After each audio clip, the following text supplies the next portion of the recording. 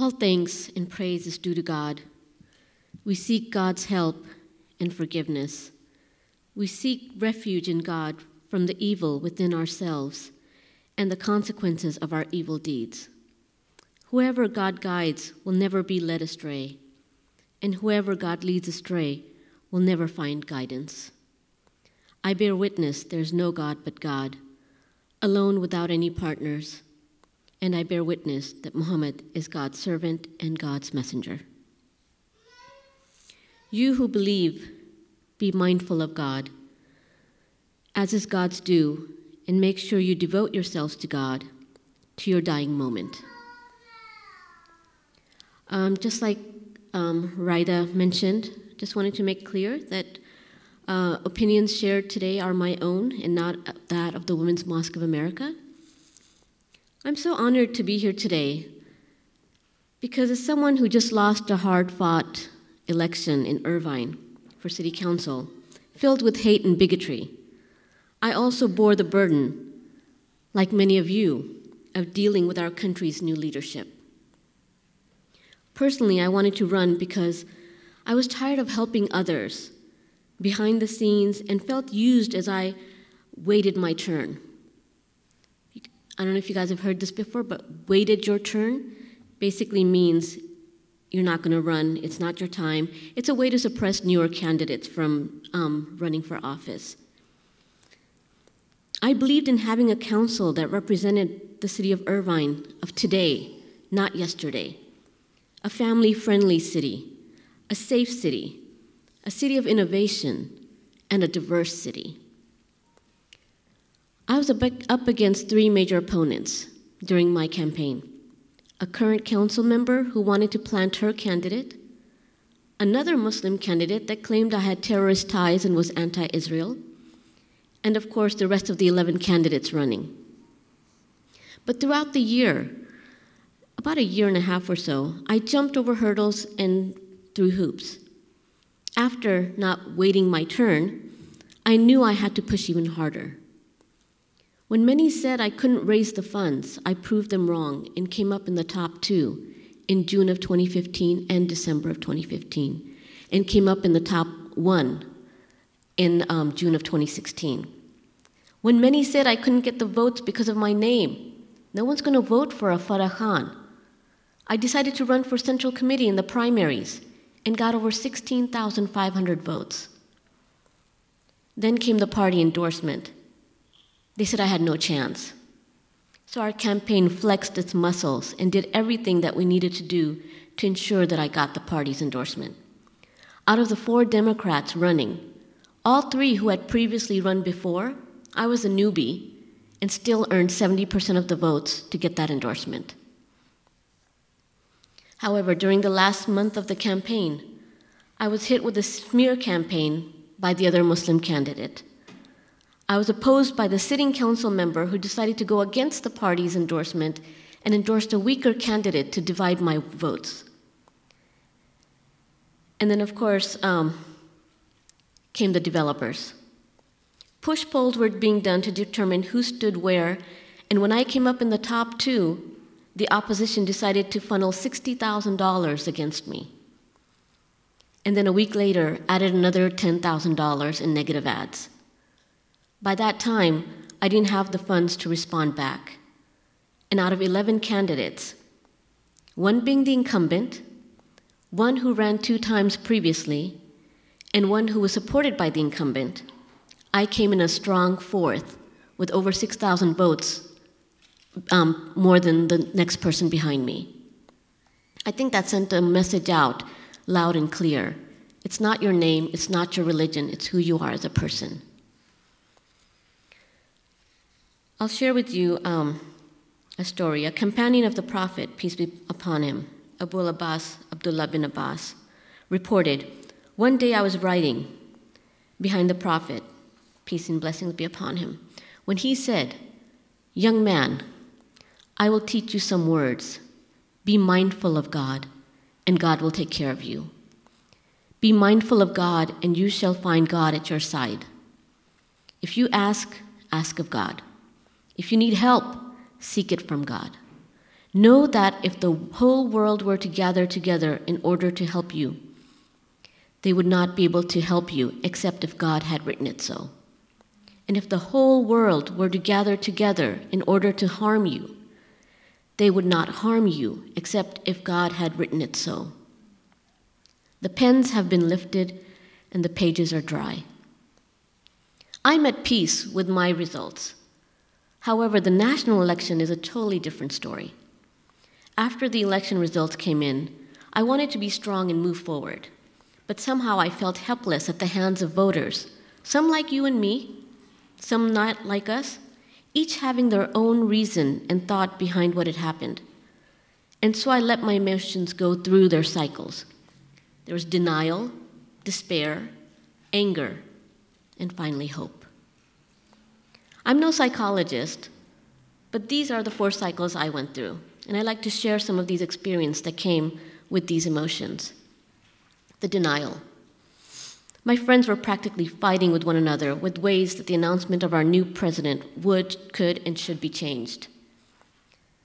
I have friends that are Democrats, Republicans, some that were supporting Stein, some supporting Johnson, and some that felt disenfranchised to even vote. The conversations about electoral vote versus the popular vote would not end. On Facebook, graphs and pie charts revealing who voted which way created even more friction. Each conversation seemed to end with, if somehow, or just get over it. Then came the despair. The common thread was, our world as we know it will end. People were discussing where to move to, Canada, New Zealand. I picked Spain. They have a good soccer team. Because this didn't feel like home anymore.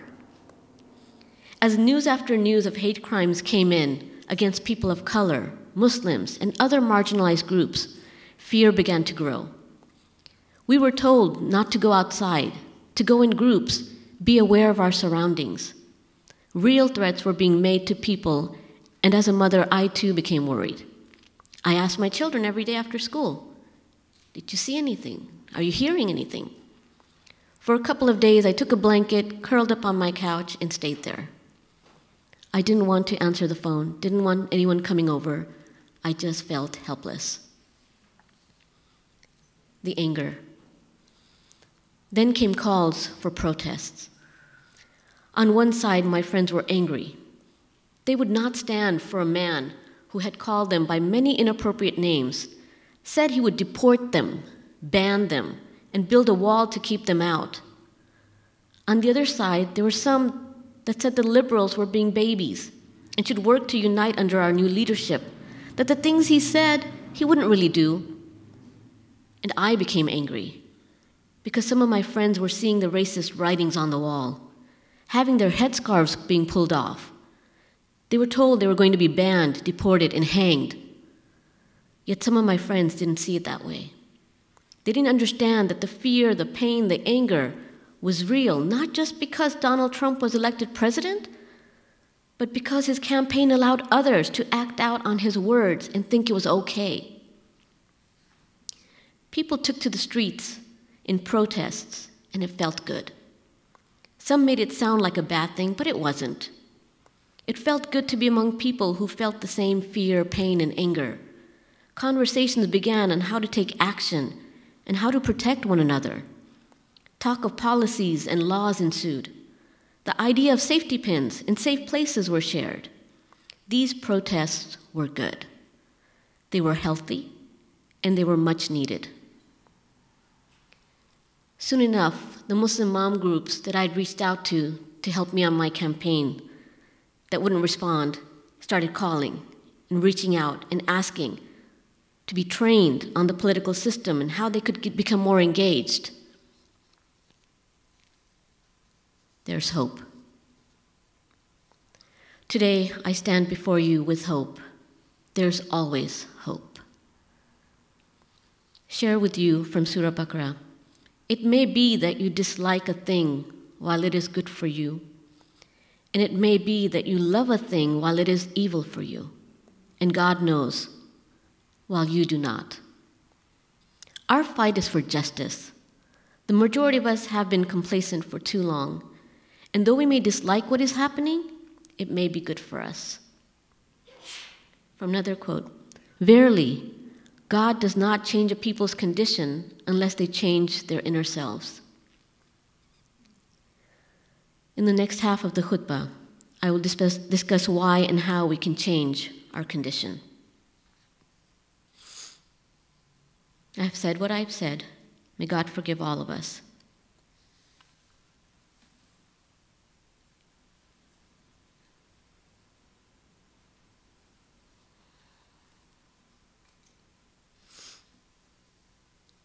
Alhamdulillah. All praise and thanks are due to God alone. I accept the fact that only 57.9% of voters voted this November.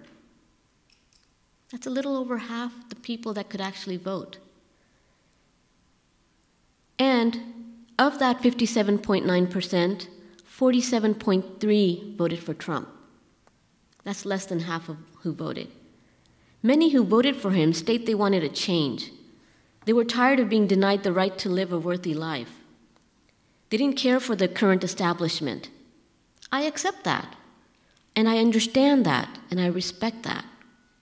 However, that doesn't mean that we, as Latinos, African Americans, Muslims, Jews, LGBTQ, special needs, don't have a struggle before us. We do. Whether we dislike the outcome of the election or like it, we have work to do. We need to make sure our family, friends, neighbors, and coworkers understand that our government is by the people, for the people, only when there is involvement from the people. So let's get involved. And I'm not asking you to just learn about the candidates and vote. Now is the time to understand the government. Take part in policy making. Get in touch with your local elected officials and start a conversation. Become a person and not just a number on some statistic graph. So here's my biggest ask. Run for office. We can't rely on others. We can't support others, but we need to be running ourselves. Whether it's as a delegate, central committee member, water board, community college, school district, city council, assembly, senate, Congress, whatever your interest might be, get in there. Don't tell me you don't have time, because I thought I didn't have time, but I made the time. I've got 2 boys, 15 and 12. Then I have 2 foster boys that are 9 and 10. My husband and I run a restaurant and catering company. I'm the executive director of our Interfaith Council. I sit on several boards. I manage my children's soccer games, social activities, and special events. But I ran. I'll share with you a specific day in my campaign. When people say that it takes a lot, yeah, it does. But then you have to think, can I give of myself for a better tomorrow? Yeah, you can. So 7:30 a.m., I was expected at the Rotary Club meeting. Got my heels on, got my blazer on. 9:30 a.m., I had to drop off my middle schooler. Heels are off, blazer is off, he doesn't like that at school. 10 a.m., I met with a mom's group to talk about the importance of childcare needs in the city. 11:30, I had precincts to walk, going door to door, talking to people about issues. 3 p.m., be back at home for the kids. 4:30, I was expected at UCI campus for a student meeting. Got those heels back on. 6:30, I was sitting in my car making fundraising calls in a shopping plaza because at 8 p.m., I was meeting a donor at a coffee shop who wanted to hand over a $50 check to me personally and host a meet and greet. You never say no when someone wants to meet you personally, no matter how small or big the check is. You make that time. I came home, took off my shoes, and realized I hadn't eaten all day. The coffee I had wasn't feeling so great in my stomach. But there were many times while at events when I would get my plate of food and not be able to touch it because I had an hour or so to meet with people and get them to do 3 things: support me financially, vote for me, or help me with my campaign. That was the goal of each event. Get one of the above and make it worthwhile. I was only able to do it because I believe when there is a will, God creates a way. All I can offer you today is that if you have the will to run, to make a difference, I promise I will provide you with the guidance and training necessary to start. Let this election be the reason that propels you to action. But maybe this isn't for you, and that's okay too. Maybe you can help someone who is running. Maybe you can make those phone calls, walk the precincts, organize the data. There's always something to do. If campaigns aren't your thing at all, no problem. Find out what you're passionate about, whether it's the environment, whether it's safety, whether it's education. Find out who's working on these policies and get involved. We are responsible for our future. So let's do our future generations a favor and get involved today. Take action and be the change that you want to see in the world.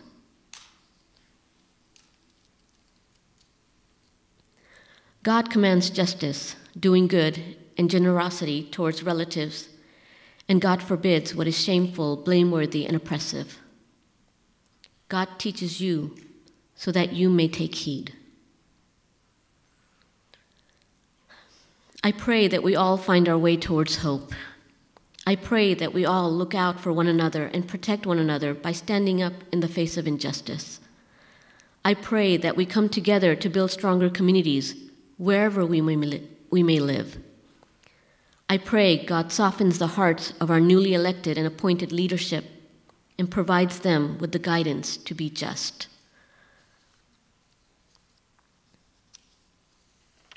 Waqim Nasalah. Perform the prayer.